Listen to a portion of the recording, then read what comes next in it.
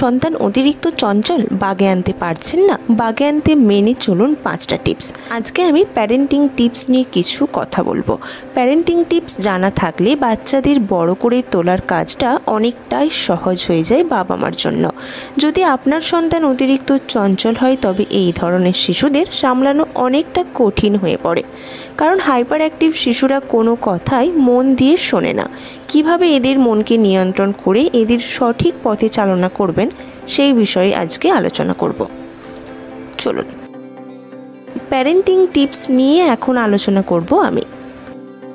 বাচ্চার সাধারণ দুষ্টুমি সামাল দিতে দিতেই নাজেহাল হয়ে যায় সকলে। তার উপর সন্তান যদি হাইপার অ্যাক্টিভ অর্থাৎ চঞ্চল হয় তাহলে প্রতিদিন ছোটোখাটো বড় মোকাবিলার মতো সময় কাটবে অভিভাবকদের। হাইপার অ্যাক্টিভ বা অতিরিক্ত চঞ্চল শিশুদের মস্তিষ্ক সবসময় স্থির থাকে না। কোনো একটি স্থানে কয়েক মিনিটের চেয়ে বেশি টিকতে পারে না এরা। আবার আপনার দেখতে দেখতে এমন কাণ্ড ঘটিয়ে বসবে যা আপনার পক্ষে আটকানো অনেকটাই মুশকিল। মুহূর্তের মধ্যে দুষ্টুমি করে পগার পার হয়ে যায় এইসব বাচ্চারা। এরকম ছোট দস্যুকে সামলাতে নাজেহাল হয়ে যায় এই ছোট দস্যুদের বাবা মারা এবং তার সাথে পরিবাররাও। চলুন জেনে নিন আপনার হাইপার অ্যাক্টিভ বাচ্চাকে সামলানোর প্যারেন্টিং কিছু tips.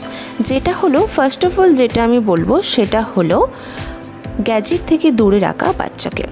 TV, PlayStation, video game, mobile phone বা কম্পিউটার হাইপার অ্যাক্টিভিটিকে বাড়িয়ে দিতে বেশি সাহায্য করে। কার্টুন ও ভিডিও গেমসে উত্তেজনা, তীব্র শব্দ, গাঢ় রং ব্যবহার করা হয়। এগুলি বাচ্চাদের আচরণকে প্রভাবিত করে, ভুল পথে নিয়ে যেতে পারে। এর ফলে তাদের হাইপার অ্যাক্টিভিটি আরও বেড়ে যায়। তাই গ্যাজেটের ব্যবহার সীমিত করে তাদের প্রকৃতির সঙ্গে সময় কাটাতে উদ্বুদ্ধ করুন, অভ্যাস গড়ে তুলুন। এর ফলে তাদের মন শান্ত হবে। তাদের অতিরিক্তভাবে ফোন না দিয়ে, যাদের বাচ্চারা একা থাকে বাড়িতে, ফোন না দিয়ে তাদের চেষ্টা করবেন একটু সময় পেলে বাইরে নিয়ে যাওয়া, পার্কে নিয়ে যাওয়া, খেলতে নিয়ে যাওয়া। বাড়িতে যদি সদস্য সংখ্যা বেশি না থাকে মা বাবা চেষ্টা করবেন বাচ্চার সাথে খেলা করা, তাহলেই কিন্তু বাচ্চা এইসব থেকে দূরে থাকবে। তারপর দ্বিতীয় হচ্ছে মিউজিক থেরাপি। নানান শারীরিক সমস্যার সমাধানে মিউজিক থেরাপি কিন্তু ব্যবহার করা হচ্ছে। বাচ্চাদেরও অতিরিক্ত চঞ্চল মনকে শান্ত করার জন্য হালকা মেডিটেটিভ অথবা ক্লাসিক্যাল সঙ্গীত শোনাতে পারেন। এই ধরনের সঙ্গীত চঞ্চল মস্তিষ্ককে শান্ত করে। তবে ভারী মেটাল বা হার্ড রক মিউজিক শোনাবেন না বাচ্চাদের উপর এর বিপরীত প্রভাব পড়তে পারে। আবার কোনো মিউজিক ইনস্ট্রুমেন্টের প্রতি সন্তানের ঝোঁক থাকলে তাও আপনারা শেখাতে পারেন। থার্ড টিপস হলো খাদ্যাভ্যাস। সঠিক খাদ্যাভ্যাস বাচ্চাদের কিন্তু শান্ত রাখে। খাদ্যাভ্যাসও তাদের স্বভাবকে প্রভাবিত করে। বাচ্চাদের খাওয়া দাওয়ার উপর বিশেষ নজর দিতে হবে পরিবারকে। বিশেষত মধ্যাহ্নভোজ ও নৈশাহার মস্তিষ্ককে সরাসরি প্রভাবিত করে। অধিক শর্করাযুক্ত খাবার খাওয়ার ফলে তাদের চঞ্চলতা বৃদ্ধি পায়। বিভিন্ন প্রকার drinks, junk food, pizza, burghers, ice cream এইসব খাবার থেকে বাচ্চাকে দূরে রাখার যথেষ্ট চেষ্টা করবেন। টিপস নাম্বার 4, বাচ্চাদের নিয়মিত ম্যাসাজ করবেন। মোলায়েম শারীরিক স্পর্শ ও ভালোবাসাপূর্ণ শব্দ এন্ডোরফিনসকে উত্তেজিত করার কার্যকরী উপায়।